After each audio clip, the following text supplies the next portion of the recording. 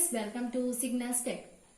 In today's video, we are going to discuss about pin diagram of 8086. Pin diagram of 8086.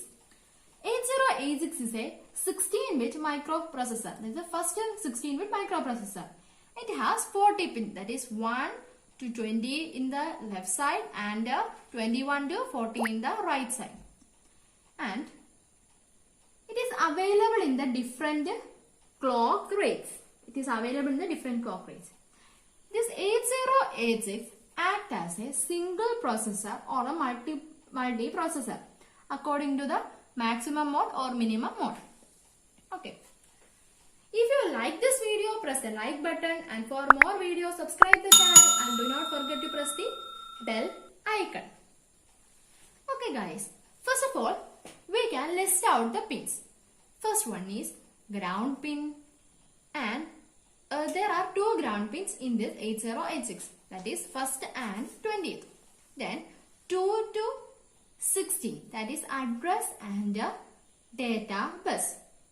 Address and data bus, that is the AD0 to AD14. Then 17th pin is NMI, that is non-maskable interrupt. Then 18th is INTR, that is interrupt request. Then 19th pin is a clock signal. Okay. Then 20 we already said it is a ground signal. Then 21 is a reset signal. 22 is a ready signal. 23 is a test signal. 24 and 25, that is a QS1 and QS0. QS means a Q status signals. These both are Q status signals. Then 26, 27 and 28, that are S0, S1, S2. That are status signals. These are Q status signals and these are status signals. Okay. Then 29 is a log signal. 30 is a 30 and 31. That is a request and a grant signal. Request and grant signals.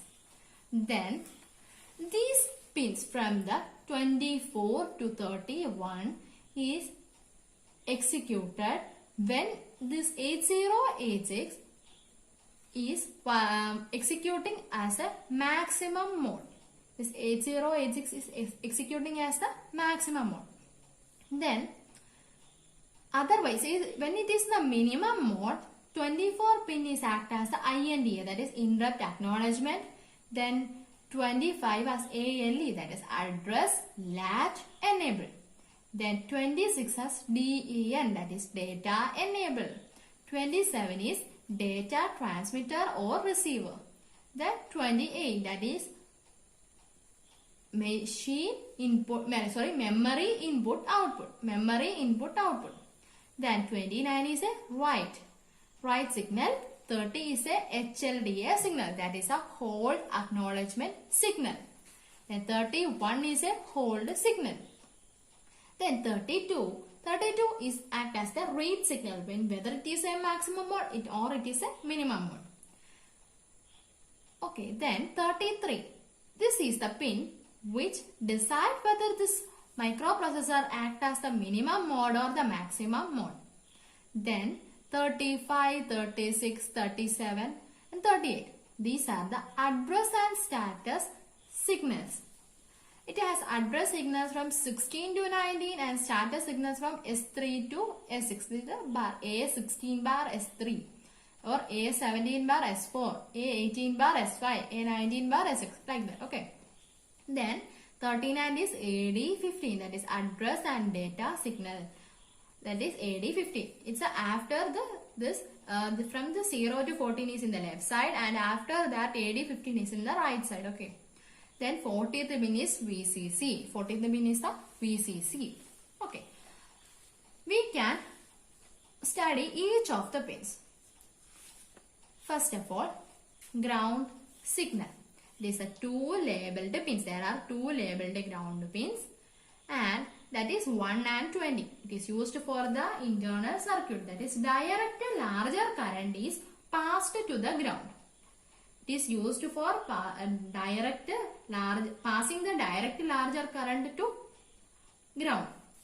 Then clock signal.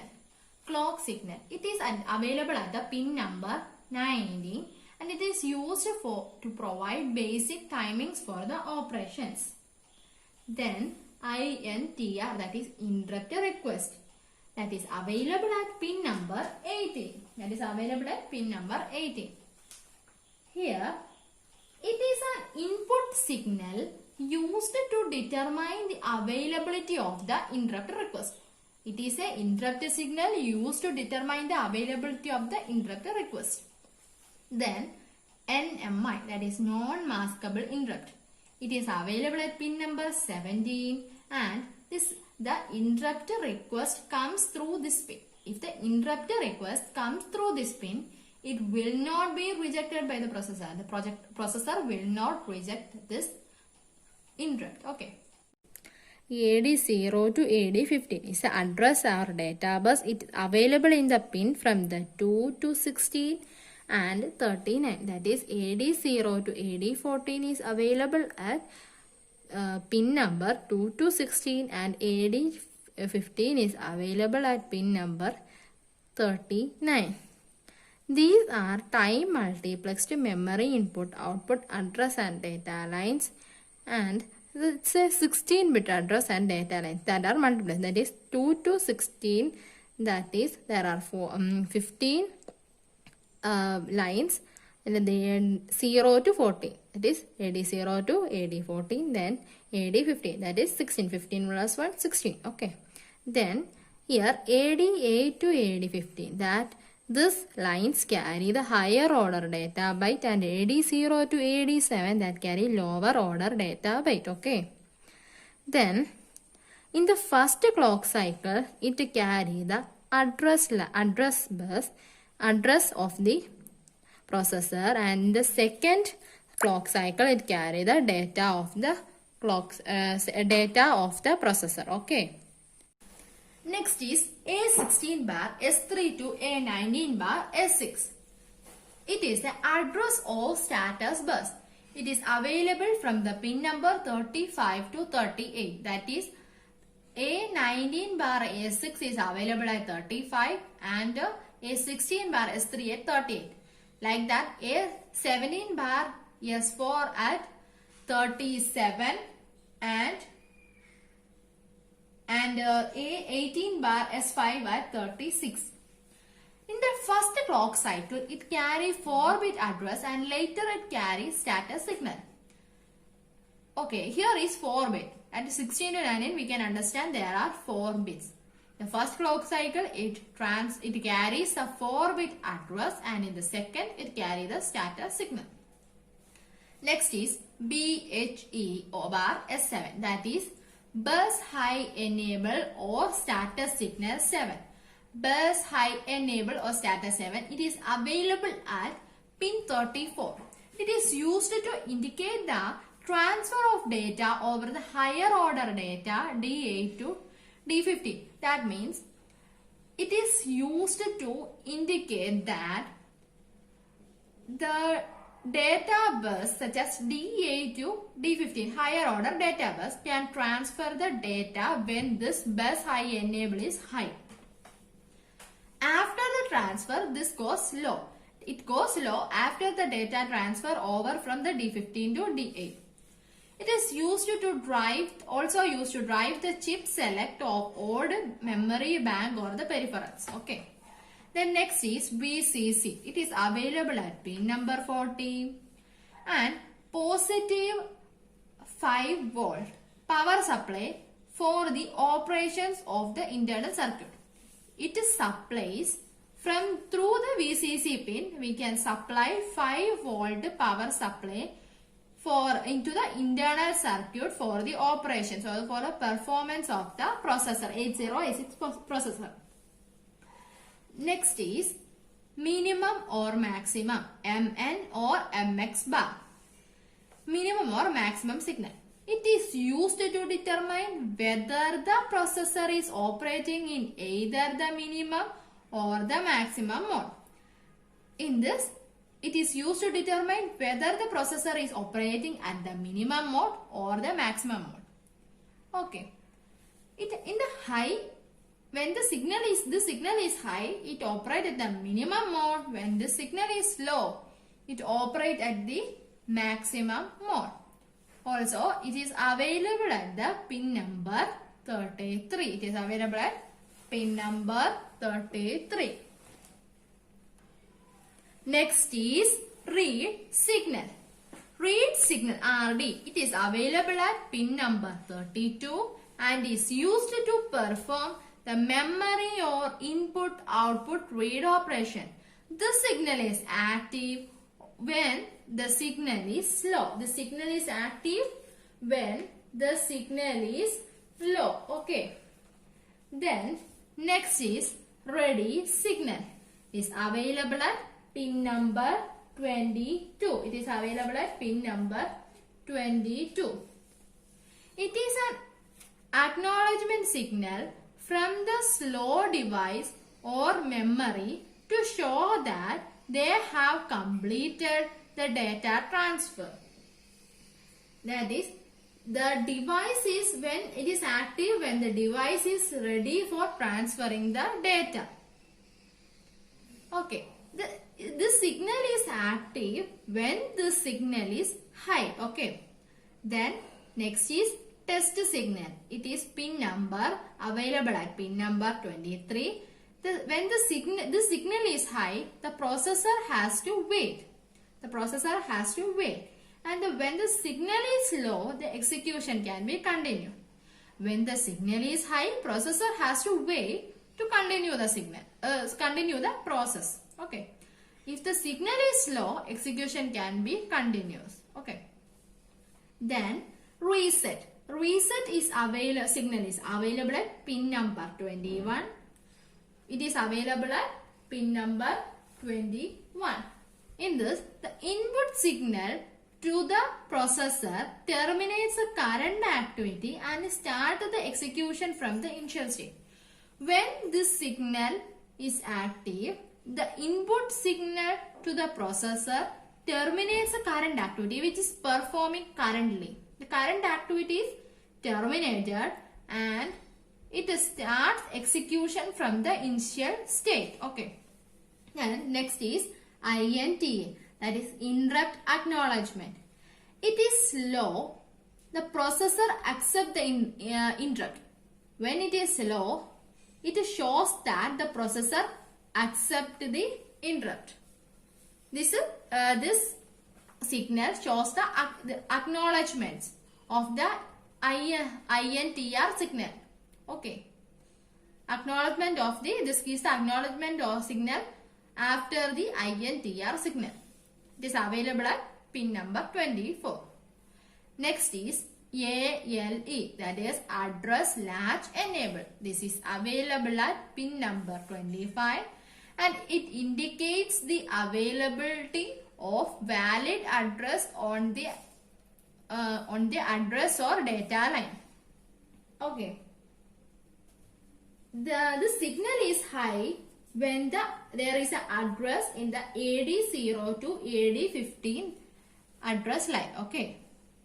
This signal is, this ALE is active when there is it is active when the signal is high and it will be high when there is an address in the AD0 to AD15 bus. Okay. Then DEN. This is data enable. It is available at pin 26 and is used to enable the data transceiver to separate the data from the multiplexed address or data signal. It is used to enable the data transceiver to separate the data from the multiplexed address or the data signal. Also, it is used to indicate the availability of the valid data over the address or data lines. It is used to indicate the availability of the valid data over the address or data lines. Next is DT-bar, that is data transmitter or receiver. This pin is available at pin number 27 of the 8086 processor. It is high. It shows that the processor can send out the data, and when this pin is low, it shows that processor can receive the data. That is, this pin decides the direction of data flow through the transceivers. Okay. Next is M bar IO, that is memory or input output operations. It is used to determine whether the CPU has the memory or input output operation. That means when the spin is high, input output operation is performed. When the spin is low, that means memory operation is performed. This pin is available at pin number 28. Okay. Then next is WR, that is write signal. It is available at pin number 29 and is used to write the data into the memory or the input output device, and this signal is active at low signal. Okay. Then next is HLDA, that is hold acknowledgement signal. It is available at pin number 30 and it is an acknowledgement signal for the hold signal. This hold signal is available at pin number 31. Hold signal is used to request the address or data bus for an external device. That means it indicates to the processor that an external devices are requesting to access the address or data bus. And for this request, an acknowledgement is sent by the processor, that is the HLDA signal. Okay. Then next is QS0 and QS1, that is queue status signals, which provide the status of the instruction queue. That provide the status of the instruction queue. These pins are available at 24 and 25. When both QS0 and QS1 are 0, it shows the status that there is no operation. When QS1 is 1 and QS0 is 0, it shows that first byte of the opcode from Q. And when QS0 is 1 and QS1 is 0, it shows empty Q. When both are 1, it shows that subsequent byte from Q. Then next is S0, S1 and S2. These are status signals available at pin 26, 27 and 28. It provides the status of operation. Here S2, these three are S2, S1 and S0. Then it is a interrupt acknowledgement. Shows the interrupt acknowledgement. Then S0 is 1 and other two are 0. It shows a read input output. That is, it can read from the input output device. When S1 is 1 and other two are 0, that is write input output. It can write to the processor, can write to the input output device. When S1 and S0 are 1 and S2 are 0, that means it shows the status hold. When S2 is 1 and other two are 0, it shows opcode fetch. When S2 is 1 and S1 is 0, S0 is 1, it shows memory read, memory can read. When S2 and S1 are 1 and S0 is 0, it shows the memory write. When 3, S2, S1 and S0 are 1, it shows passive. Okay.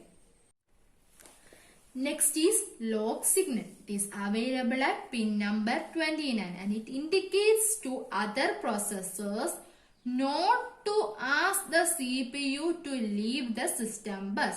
It indicates to other processors that not to ask the CPU to leave the system bus. The log prefix on any instruction. The log prefix on any instruction. Then next is RQ bar GT1 or RQ bar GT0, that is request and grant signal, that is pin number 30 and pin number 31. It is used by other local bus masters to force the processor to release the local bus at the end of the processor's current bus cycle. At the end of the processor's current bus cycle. This is bidirectional, and RQ bar GT 0 has higher priority than RQ bar GT1. RQ bar GT1. Okay. I hope you guys understand the topic, and if you have anything you can write in the comment boxes below. That's all for today's topic. Thank you.